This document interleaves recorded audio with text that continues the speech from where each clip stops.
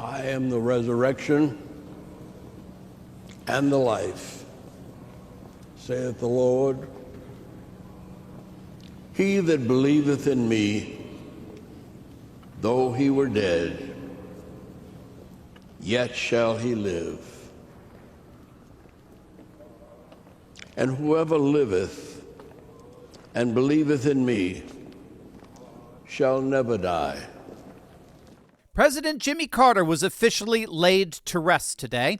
At his funeral, sitting prominently in the National Cathedral, were, of course, all living presidents, most especially the newest, President-elect Donald J. Trump. In fact, Kamala Harris, as you could see, was forced to endure yet another awkward moment for herself when she looked visibly bothered by Trump and Obama chatting away with one another.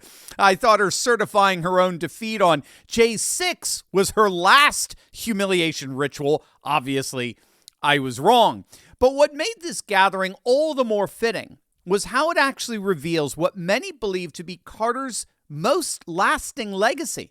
A number of articles of late are recognizing that among Carter's, well, some would say very few accomplishments, one, though inadvertent, was perhaps the single most consequential of them all: the rise of MAGA.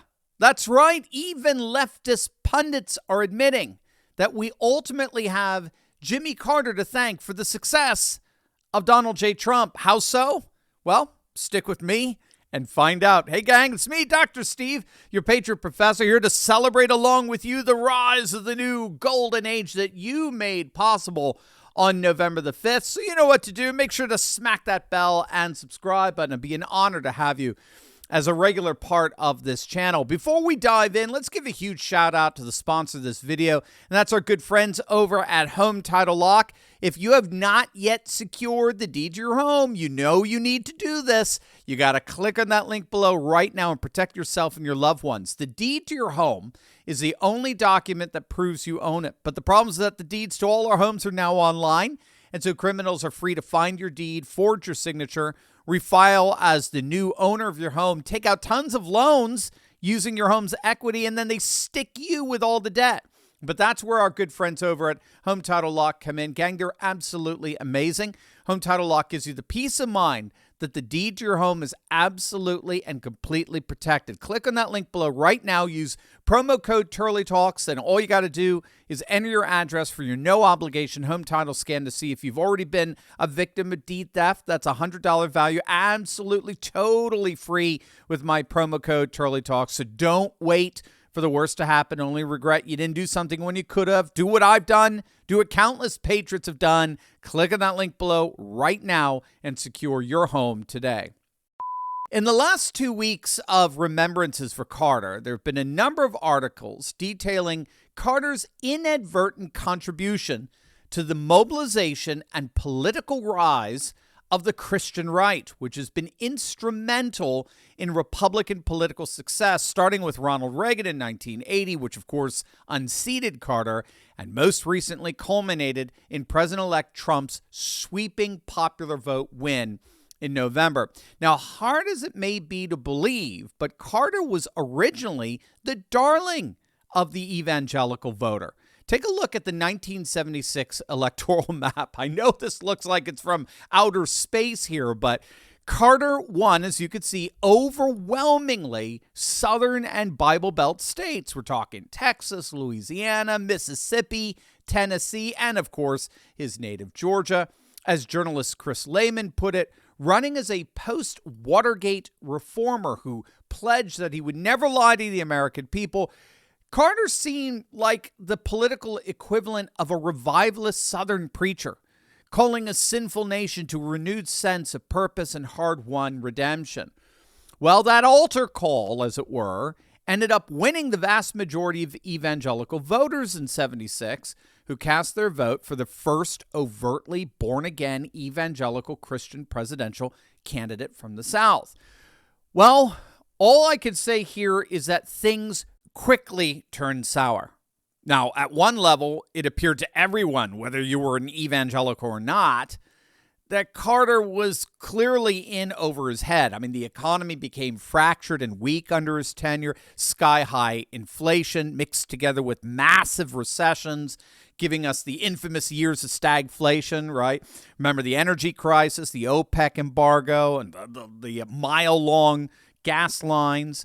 And Carter just seemed completely clueless on how to turn it around. The Soviets were laughing at us. They invaded Afghanistan during Carter's tenure, and the new Iranian theocracy was taunting us from Tehran with the hostage crisis. So at the most basic level, evangelicals shared concerns over Carter's competency with voters across the demographic board.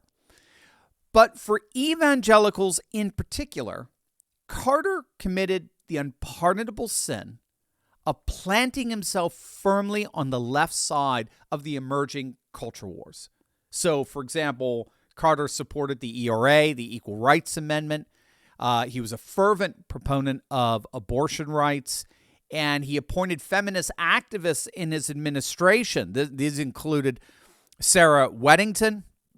Sarah Weddington was one of the lead attorneys for Jane Roe in the whole Roe v. Wade case. Carter hired her as an assistant for women's issues in his administration, which virulently angered the vast majority of evangelicals that had supported him. And ironically, that hire turned out largely to be the beginning of Carter's undoing. So this feminist attorney, Sarah Weddington, she ended up leading an all-out campaign to get the ERA ratified among the states as a constitutional amendment. And that campaign ended up unleashing the silent giant of evangelical activism led by none other than Phyllis Schlafly at the Eagle Forum. As many of you know, Schlafly successfully torpedoed the ERA by organizing a massive evangelical resistance against it nationally. And at the same time, Jerry Falwell began to organize a mass resistance against the left-wing activism as a whole that began to pervade the Carter administration. And that's when you saw the rise of the moral majority that eventually turned into the Christian Coalition under the leadership of Pat Robertson. And again, at the same time, conservative evangelicals successfully took over the Southern Baptist Convention that Carter was a member of denominationally. And that, you have to understand, the Southern Baptist Convention had previously actually endorsed the Roe v. Wade decision back in 1973. The SBC was, in the early 70s, rather liberal. And conservatives organized a successful takeover of the leadership there that lurched the denomination way to the right. All of these forces coalesced around the rising Republican presidential nominee for 1980, and you may know that man as one Ronald Reagan. And what we saw between 1976 and 1980, those 4 short years, was an astonishing political realignment that formed what we call today the Christian right or the religious right. Carter's support plummeted among evangelicals. After winning a sound majority back in 76, he barely garnered 30% of their vote in 1980. And I mean, the electoral map speaks for itself. And as far as the Southern and Bible Belt states are concerned, as you could see there, they've never turned back. They went red with Reagan, and they have never voted blue since.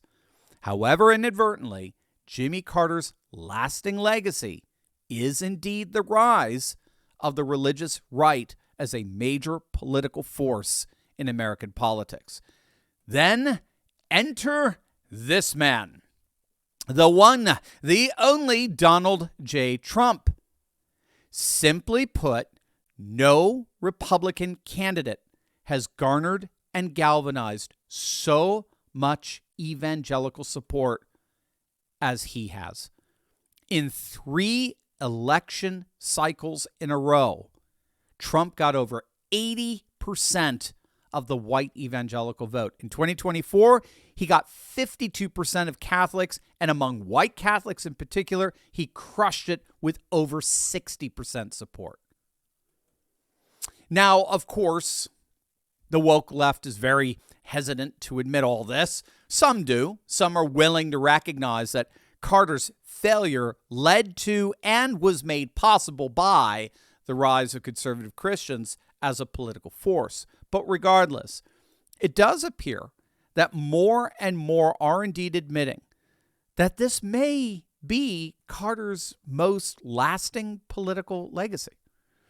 And so, as we as a nation lay the 39th president to rest, grateful to him for his service, it's not mere hyperbole to point out that in many respects, we, the proud members of the MAGA movement, ironically, have Jimmy Carter to thank.